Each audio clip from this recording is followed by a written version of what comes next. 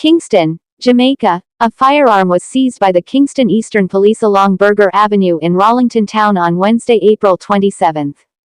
7 people were taken into custody in connection with the seizure.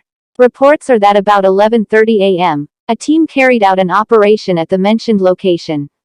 One shotgun was seized and several lead sheets found.